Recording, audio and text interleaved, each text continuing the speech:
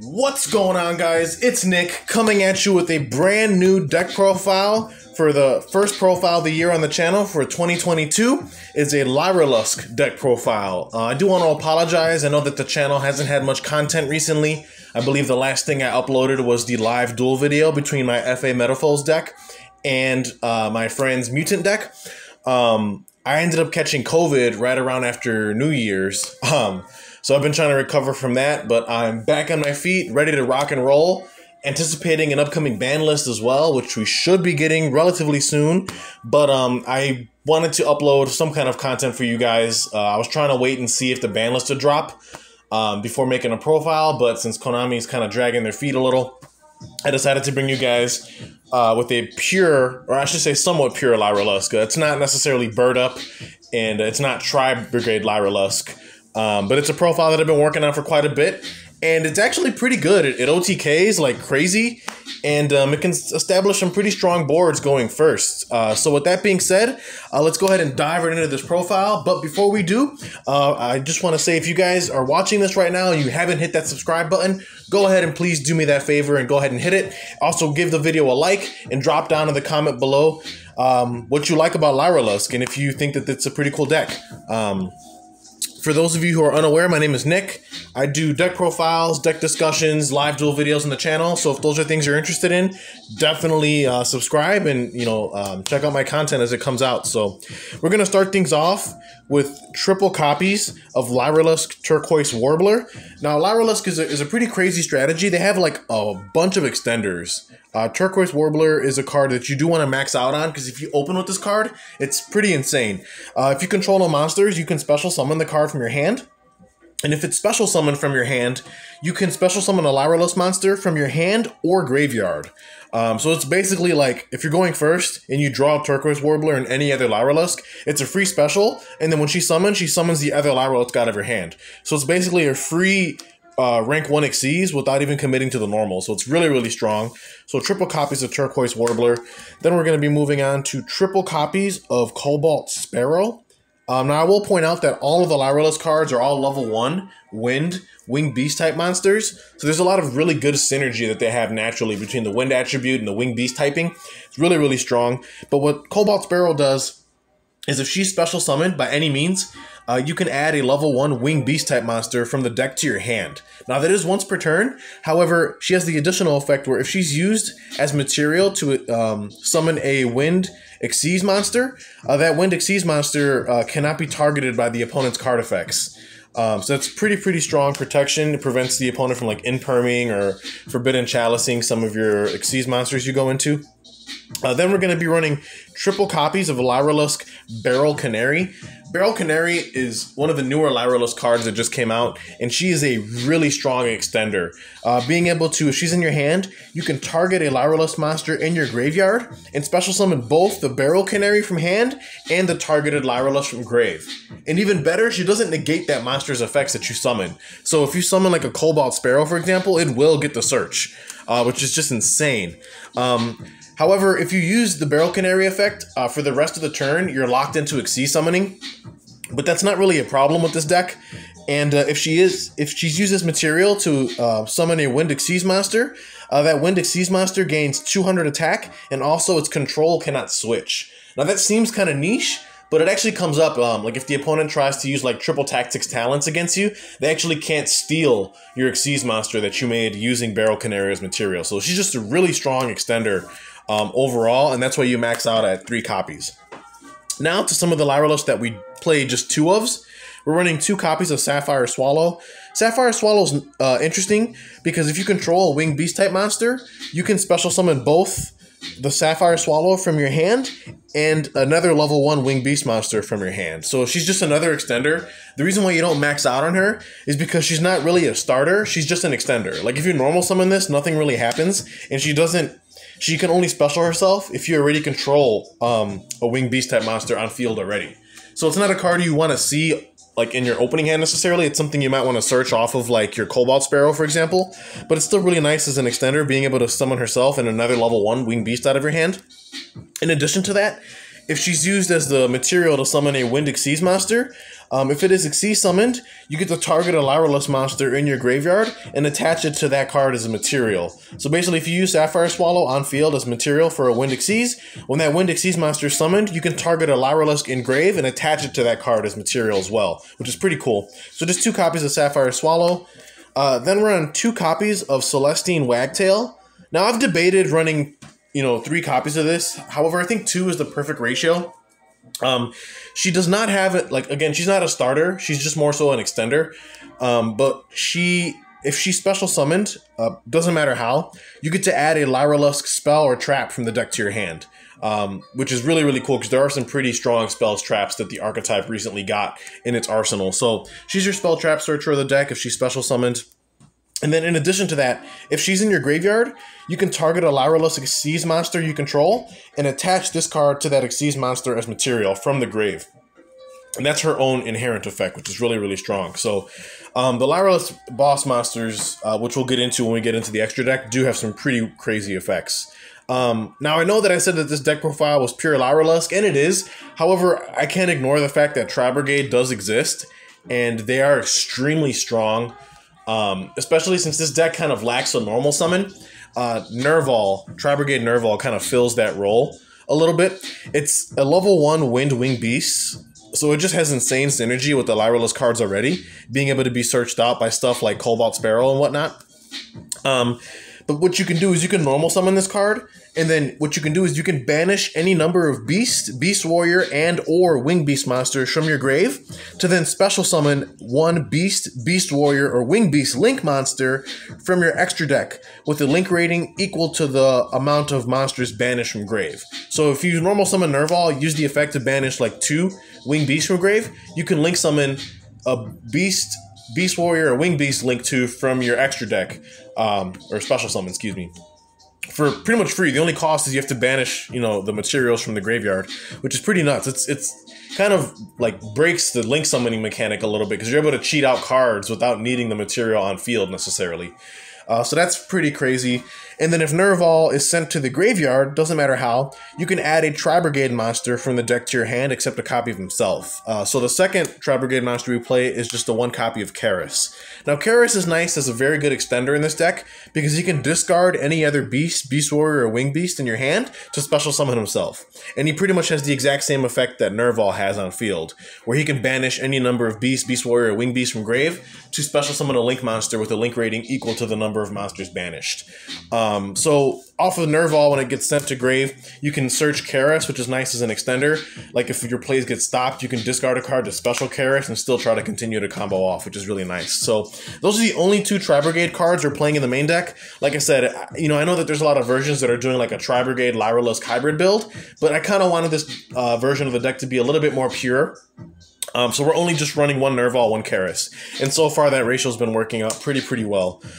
We are running the 1 DD Crow, just as a hand trap that we can search, as we run through our combos. It's a level 1 Wing Beast, and DD Crow's pretty nice. It's not good in every matchup, but against certain matchups it is. So you just play the 1 of, you search it when you need it. And then we're also on triple copies of Droll and Lockbird. I can't understand how strong Droll is this format.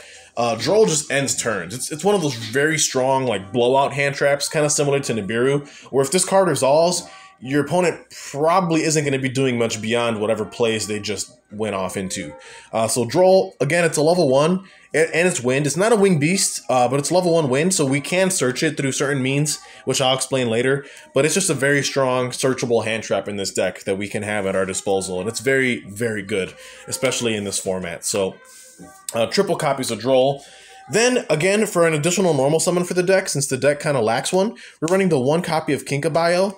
Very strong beast spirit monster. And it's cool that it's a beast as well, because it can be banished from graveyard off of your Nervall or Kerass to go ahead and make some link plays, which is nice since it is a beast type. But what this card does is if it's normal summoned, you can target a level 1 monster in grave and special summon that target, but banish it when it leaves the field. So it's literally a normal summon, and then you can target a level 1 monster in grave and special summon it. So it's instantly a free rank 1 Xyz off a normal summon. And furthermore, it does not negate the card's effects that you summon out the graveyard, similar to Beryl Canary. So it's really, really strong as an additional normal summon in the deck, also searchable since it's level 1. So just the one Kinka-Byo, and the restriction that it has of banishing the card and it leaves doesn't apply, since you use those cards as Xyz material most of the time. That's irrelevant. Like when you detach them, they'll go to the graveyard. They won't get banished. Then as another level 1 extender, we're playing the one Jester Confit. This card is just really strong. It's just a free special summon with no like restriction attached to it whatsoever. So if you have access to Jester Confit, it's just free material for fodder for, you know, rank 1 Xyz monsters. So definitely play Jester Confit. And then we're also on the one copy of Mist Valley Apex Avian, and we'll explain how we get into this as we go through our extra deck. But very strong Omni Negation. It's a once per chain effect, where when a card or effect's activated, quick effect, you can target a Mist Valley card you control, so you can target itself, return it to the hand, and if you do, negate the activation and destroy whatever card was attempted to be activated. So very strong Omni Negation on a 2700 attack body as well, which is nothing to scoff at. But that's it for the monsters, guys. Now we're going to jump into the spell cards, and the spell cards in this deck are absolutely insanely powerful. We're starting things off with triple copies of Lyrolusc Bird Call. Now this card, I would have to say, is when I read this card the first time, I couldn't believe it. Like, this seems like something that, like, you know, you would see on like some kind of forum of like those fake, you know, Yu-Gi-Oh cards that people make for archetypes, because I can't believe how strong this card actually is. It's a normal spell, and what you do is you can take a Lyrolusc monster from your deck, and you either add it to your hand or send it to the graveyard. So it's literally a Rhoda or a Foolish Burial for any Lyrolusc that's in the deck. Nuts. But there's more. Then, once you do that, you can special summon a Lyrolusc monster with a different name than the card you either added or dumped from your hand. So it's literally a Rhoda or a Foolish with an additional special summon from hand on top of that. This card is just stupid. Like, this card boosts this deck's consistency so much, it's unbelievable. So if you're playing Lyrolusc in any capacity, it's mandatorily that you have to play 3 copies of this. No questions asked. So triple copies of Bird Call. Then, brand new out of Brothers of Legend, we're running the one copy of Lyrolusc Bird Strike. This is another card. Mind you, they're all searchable by the Celestine Wagtail because they're Lyrolusc spells and traps. What this card is, it's like an archetype Dark Ruler no more. If you control a Lyrolusc monster, you can negate the effects of all face-up monsters your opponent currently controls until the end of this turn. It's literally a Dark Ruler no more. The only downside is that your opponent has the option to respond to this, but depending on the game state and how the board looks, sometimes they're not able to anyway, because they didn't like end on like a spell trap negate. Like a lot of boards end on like monster negations now I've seen. But this card is just a really strong blowout for going second, and it's searchable. To just turn off your opponent's entire field off of one card is just nuts. Then we're playing the one copy of Lyrolusc Bird Sanctuary. This is a continuous spell that's really strong. Basically, you can target 2 Wing Beast Xyz monsters you control, attach one of those monsters to the other as material, and transfer its materials to that monster. So if you have 2 Wing Beast Xyzes, you target one of them, and then you attach the other to that Xyz as material, and attach all the materials on that to that Xyz. So you just end up making like one Xyz monster with like a bunch of materials underneath it. Really, really cool. And it has an additional effect where if you control an Xyz monster with 3 or more materials, you can draw a card. And you can use each effect of this card's name once per turn. So it's just a really nice one-off to have in the deck. Again, that's also searchable. Then, to help us going second, we played triple copies of Forbidden Chalice. It's also good going first. You know, you can set it at the end of your combo to like play it like a trap or like an imperm. It's just a quick play spell. You target a face-up monster on the field, and until the end of this turn, that target gains 400 attack, but its effects are negated. Really good for going second to just bait out like negations or like, you know, deal with threats, you know, like Appaloosas, things like that. So triple copies of Chalice, really, really good to play in the deck. Then also brand new out of Brothers of Legend, we're on 2 copies of Wing Requital. This card is also very strong. It's a normal spell. If all monsters that you control are Wing Beast type monsters, and you control at least 2 monsters with different original names, pay 600 life points and then draw 2 cards. This is literally an in-archetype Pot of Greed for any Wing Beast deck. You can play this in Lyrolusc, you can play this in Harpies, you can even probably play this in Flunder if you wanted to. It's just you pay 600, draw 2. Really nuts. So 2 copies of Wing Requital, very, very strong generic Wing Beast support. And continuing on with the generic Wing Beast support, we played 2 copies of Swallow's Nest in this deck. This is a really cool tech choice that I'm playing in the main deck. As a quick play spell, you contribute a face-up Wing Beast type monster to then special summon 1 Wing Beast type monster from your deck with the same level the tributed monster had on the field. This helps you play around stuff like Veiler, Imperm, Chalice, anything that targets like one of your starters or extenders, for example. You can just chain Swallow's Nest, tribute it, and then special summon another level 1 Wing Beast out of the deck to continue with your combo. So it's really nuts. Like, and it dodges all forms of targeting removal. Veilers, anything. This card is really strong to play in this deck. I wouldn't max out at 3 because it can tend to get a little bricky. Granted, it's not once per turn, but like you really don't want to open too many. You usually just want to have like 1 in your hand, you know, to play around something if the opponent has like a response or some kind of disruption. But if you open up multiples, it does feel bad because you kind of want monsters in your hand more so than you want copies of this. So I think at 2 copies it's perfectly fine. At 2, you see it just enough where it doesn't brick you, and you know you see it more than you would see it if you just played 1 of it. So. But moving on for the generic level 1 support now, we're on 2 copies of Where Arf Thou. This is just, again, really strong level 1 support, and since all the Lyrolusc cards are level 1 monsters, it synergizes extremely well. If you control a level 1 monster, you can just add a level 1 monster from the deck to your hand. And again, you just add any level 1 monster from deck to hand. So even if you're going first, and let's say you already have like your full combo and you don't need like further extension, you can use Where Arf Thou to search out stuff like DD Crow, or search out cards like Droll and Lock to have additional disruptions for, you know, the follow-up when your opponent tries to play. Or if you opened up like kind of wonky and you need a starter extender, Where Arf Thou can search it for you.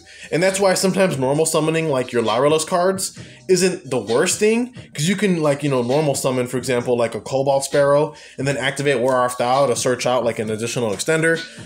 So Where Arf Thou is pretty strong. It's also not once per turn either. The only drawback the card has is during the end phase of the turn, you take 2,000 burn damage if you did not normal summon the monster that you added off of Where Arf Thou. But that's a small price to pay. I mean, it just adds, you know, further consistency to a deck that's already pretty consistent. Now moving on to the one-off spells, we're on the 1 copy of 1 for 1. Again, because we play nothing but level 1s pretty much, and it's very, very strong to go ahead and get your play started and search out key pieces you're missing. We're on the 1 copy of Instant Fusion, and we'll get into what we summon off of this when we get to the extra deck. But Instant Fusion is also really strong as an additional extender. And then we play the 1 copy of Called by the Grave, of course, because we want to stop any form of hand traps the opponent might have to throw at us. And then for the last card in the main deck, it's actually just a trap card, and it is 1 copy of Tri-Brigade Revolt. This card is really strong. For those of you that don't know, you can special summon a number of your Beast, Beast Warrior, and or Wing Beast monsters that are banished and or in your graveyard, but negate their effects, and then immediately after the effect resolves, you link summon 1 Tri-Brigade Link monster using only those monsters as material. So this is also really strong, but we just play it as a one-of, again, because I wanted to keep the deck as pure as possible and not like dilute it with too much Tri-Brigade stuff. But that's it for the main deck, guys. It's 40 cards in the main. This deck is really fun to play, very, very strong, and really consistent as well. So let's dive into the extra deck now so you can kind of see some of the bosses and some of the things we can make with our cards. We play the 1 copy of Lyrolusc Independent Nightingale. The only way that we summon this is off of Instant Fusion, but this card is just really, really stupid. Again, you know, you Instant Fusion into this, so it's like a pseudo extender, basically. Just you put another level 1 Wing Beast on field. That's also Lyrolusc in name. But what makes this card really cool is that it's unaffected by all other card effects. So there really isn't anything that the opponent can do to like stop this. They can't impermanent, they can't torrential, they can't bottomless. You know, whatever kind of disruption they throw at this thing, it just doesn't work because it's unaffected by all other cards' effects. And then also, on a soft once per turn, you can inflict damage to your opponent equal to this card's level times 500. So basically, since you're summoning this off Instant Fusion, it's always going to be level 1. So whenever it's summoned, you can just activate the effect to burn your opponent for 500 each time. And since it's a soft once per turn, basically, if you can find a way to resummon this during your combo, you can activate the effect again, since it's technically a different copy of the card. So you can keep burning your opponent for 500 damage and just have an 1,000 attack monster that's like immune to everything. So it's pretty funny. So you play this as a one-of, pretty strong. Then we're on 2 copies of Recital Starling. I did contemplate maxing out at this with 3, but extra deck space is somewhat tight. But Recital Starling is basically the bread and butter of this entire strategy. She just requires 2+ level 1 monsters to make, so it's very easy to go into.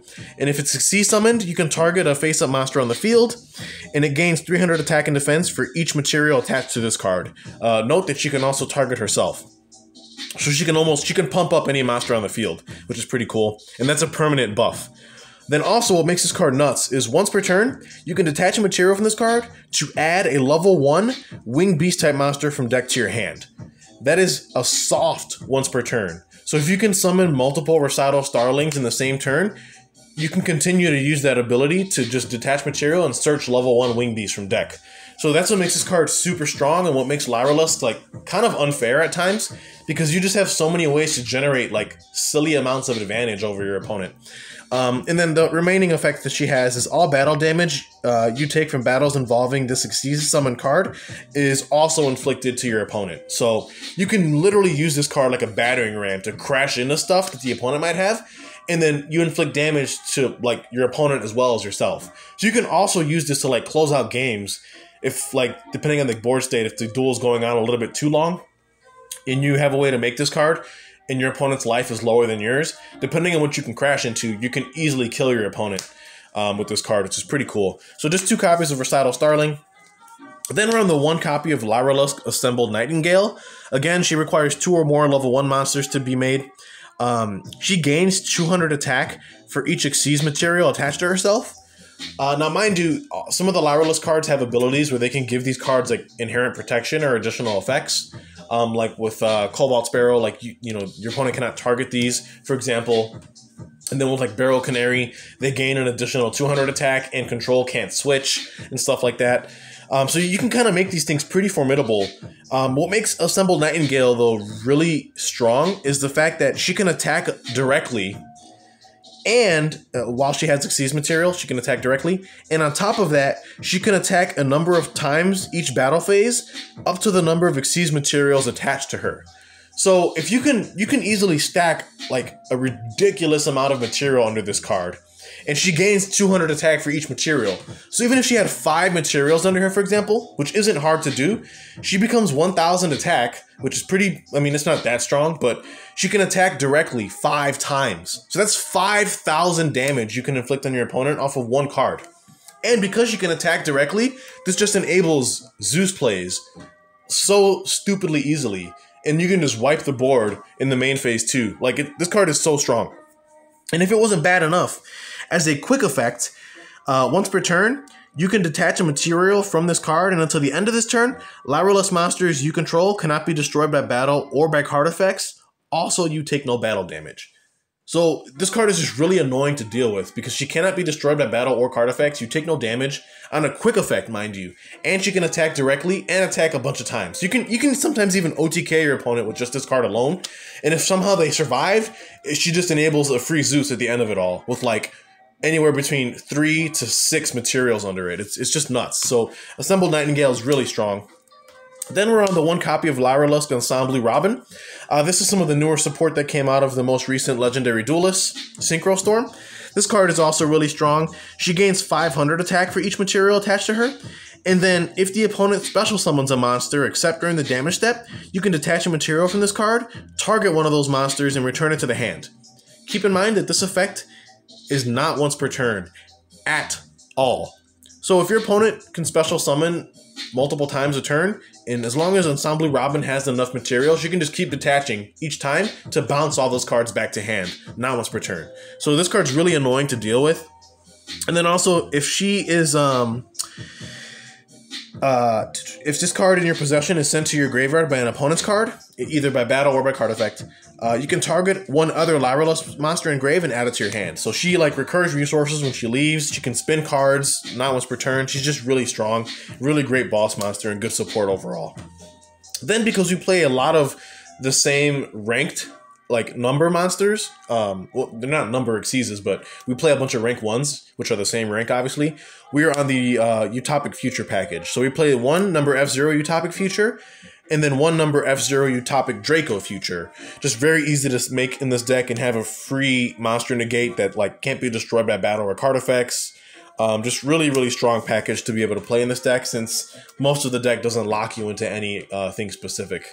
Then we're on the 1 Downerd Magician, again to help facilitate our assembled Nightingale plays. So once assembled Nightingale attacked a bunch of times, you can make a Downerd main phase 2, and then overlay a double Arsenal or Divine Arsenal AA Zeus on top of the Downerd. And you end up having a Zeus with like a ridiculous amount of materials, and you can just sweep the board. So this is another really strong package that this deck can capitalize on. And that's it for the Xyzes. Now we move into the Link monsters that we play. Because we run a small Tri-Brigade package in the form of 1 Kerass and 1 Nervall, we are on the 1 Ancient Warrior's Oath Double Dragon Lords. This is a card that we can just special summon from our extra deck for free off of either Nervall or Kerass's effect. And this allows us to get a quick effect bounce of any card on our opponent's field during our turn or theirs. So it's really nice for a disruption. Then we play the 1 Tri-Brigade Ferrigen.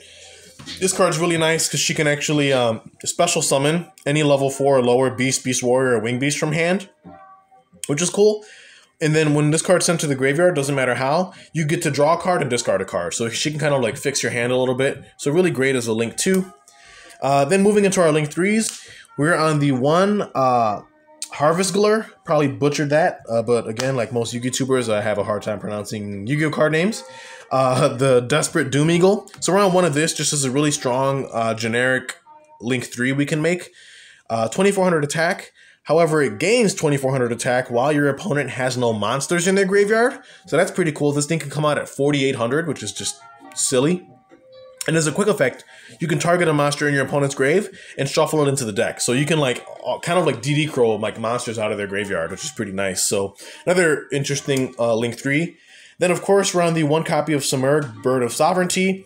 If you're playing any kind of Wing Beast related deck, you're playing the Samurg Link. This card is just nuts. This is basically how we can special summon our Mist Valley Apex Avian from deck. After we combo off during the end of the turn, we can just special summon the Apex Avian out of deck off of the Samurg Linked Monsters effect, and then set up a free Omni Negate. Anything Wing Beast that this card points to cannot be targeted by the opponent's card effects either. And it's just a really strong card. Basically, during the end phase, and it's the end phase, so it's both players' end phases, you get to special summon 1 Wing Beast monster from your hand or deck with a level equal to or lower than the total number of unoccupied spell trap zones on the field. So the less spell traps are on the board, the more higher level stuff you can summon. So the Samurg Link is just nuts. This card could almost be made as a consideration to possibly be banned, because it just enables a lot of crazy stuff. But moving on, we're on the 1 Tri-Brigade Shurag, the Ominous Omen.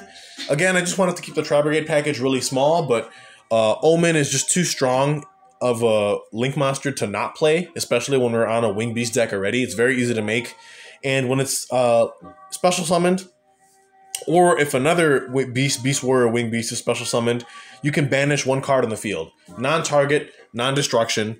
Then if this card is sent to the graveyard, doesn't matter how, you can add a Beast Warrior or Wing Beast monster whose level is less than or equal to the number of banished Beast Warrior or Wing Beast monsters that I have. So very cool. On a 3000 attack body, it's just a great boss monster with the non-targeting, non-destruction removal. This thing can outstuff like Dragoon. It's really great. And also very easy to summon, especially on the opponent's turn, utilizing Tri-Brigade Revolt. And then for the last link that we play is just the 1 copy of Access Code Talker. Again, we can easily make access code plays by utilizing the Desperate Doom Eagle to go into our access code and then just OTK our opponent that way and pop a bunch of cards on their field. So that's it for the extra deck, guys. But like I was saying, we can play some really crazy monsters. Like the Lyrolusc monsters inherently are already pretty strong, but then we have the ability to play like Utopic Future and Zeus, and we can like, you know, play access code. This deck's just nuts. But that's it for the extra, guys. Let's jump into the side deck really quickly so you guys can actually see some of the spicier stuff that I've decided to add. We're on triple copies of Alpha, again, just to help us going second. It's also a beast monster, so we can banish it from grave off of our Tri-Brigade package. Then this is something pretty cute. We played 2 copies of Performapal Seal Eel. This is a level 1 monster that we can search off of, like Where Arf Thou, for example. And this card has 2 really strong effects. The monster effect is, if this card is normal or special summoned, we can target a set spell trap the opponent controls. That set card cannot be activated this turn, and neither player can activate cards or effects in response to this effect's activation.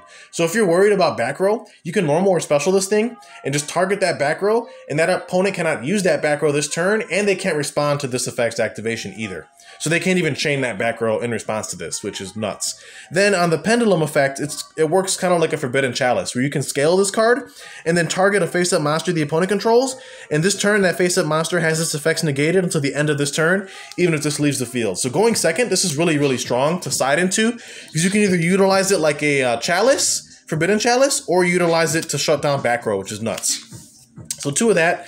Then of course we're on the 1 Wind Barrier statue. I opt to side this, and we can go get into this off of some Morg Link plays, but I side it just because, you know, we can feel out our matchup first, and if we think that this will be good, we can side this in games 2 or 3.